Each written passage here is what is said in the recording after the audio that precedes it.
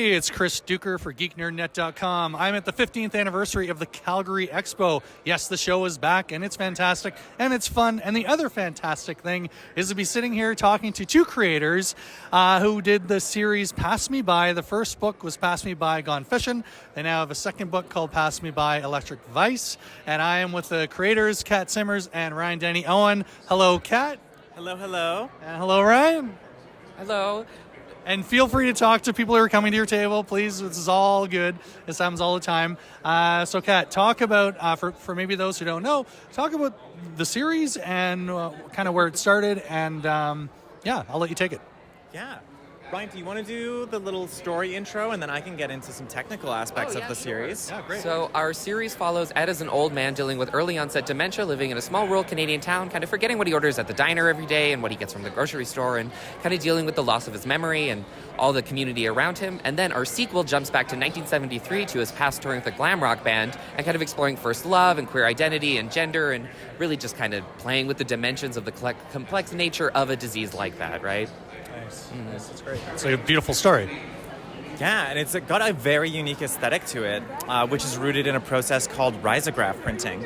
It's an analog technology from the 80s that is a lot closer to silkscreen than it is digital printing. With it, I'm limited to a two-color palette that I can use in different transparencies. So we use this like fluorescent pink and rich teal, which are treated very separately in the present, where pink becomes like a metaphor for Ed's memory, placing who he is and where he is. And when we dive back into those memories, I'm overlapping the colors to produce these pinks, magentas, and purples that like really pull you into this vintage world. I've heard some people say it immediately speaks to like glam rock and 80s nostalgia, Oh, totally. 70s vintage. Yeah, I mean, and I've said this since the beginning when I first met you two, that alone is so striking, and like it's just gorgeous work. I mean, the art alone, but then the treatment, the risograph treatment, is just like, what is happening? You know, it's so different from so many things that are out there right now, and there's not many. Yeah, well, it's funny how like something that could be so limiting, like only having two colors to play with, that challenge really just pushed me to see how much emotional range can I get out of these colors. Where can this take it? And opening the book, it has such a unique feel. Like It doesn't look like any other book that you're going to find at Expo or even in most comic shops. Yeah. So I think that really helps us like stand out as something unique, and it's pretty special for something coming out of Calgary. For sure. And now, doing that, did it all? And this might be a stupid question, but I'll ask it. Did it at all start to dictate part of the story, or how you would tell a certain page or that kind of thing? The colors become very like integrated into the story. As I mentioned earlier, we're using pink in the present as a way of tapping into memory and tapping into this like sense of self that's embedded in our stories that we tell ourselves. And there's more range to the color palette yet to come. Cool. I have more power in my bank that I haven't used yet. And I'm really excited to start bringing that in as we introduce Ed's granddaughter into the story and start looking even towards the future. Yeah, and the pink, too, is like a really kind of surrealist element that we can bring into it, too, as the memory starts, with dementia, memory starts overtaking a lot of what you're going through every single day. Mm-hmm. So we can kind of bring the pink in to kind of make the surrealer elements of that disease come through. So really, like, we can play into a lot of elements of what that color range can do, right? Yeah. It's a really useful tool. Like I've in some scenes stripped pink out, and that's a way of us showing that Ed is feeling kind of lost in this scene.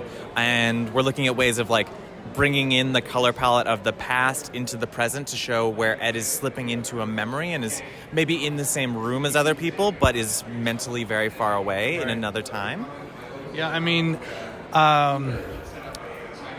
I'm getting choked up because I'm thinking about, I had a family member with dementia.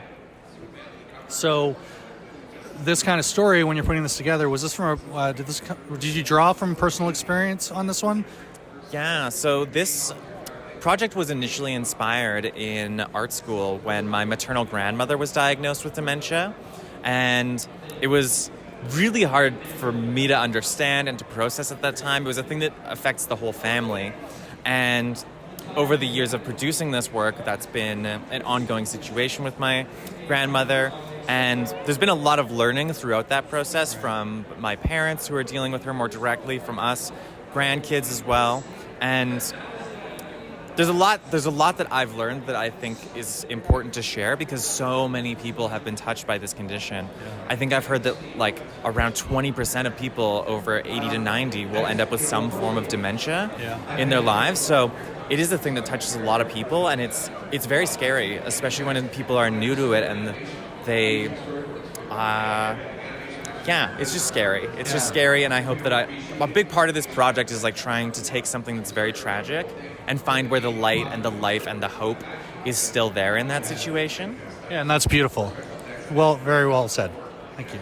Yeah, do you want to add to that? I just think we're also at a point where disease is touching so many of people's lives, you know, as the world is progressing and as it's changing. And we all kind of have to face the complexities around that, right? So, yeah, that's all I have. No, that's great. Well, hey, Kat Simmers, Ryan, Danny, Owen, thank you so much for taking time with me, especially during a busy convention.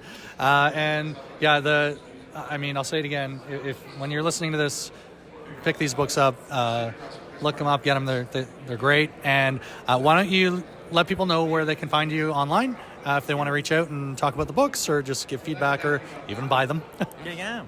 So you can find me on Instagram at cat_simmers. I am also online at catsimmers.com, where you can see the books, mural work that I do, and also some freelance projects. And if you're interested in the book, you can purchase it through Renegade Arts Entertainment. Great. Yeah, and you can follow me at @DannyOwen, and yeah, thank you so much. Okay, thank you very much. Thank you. Okay.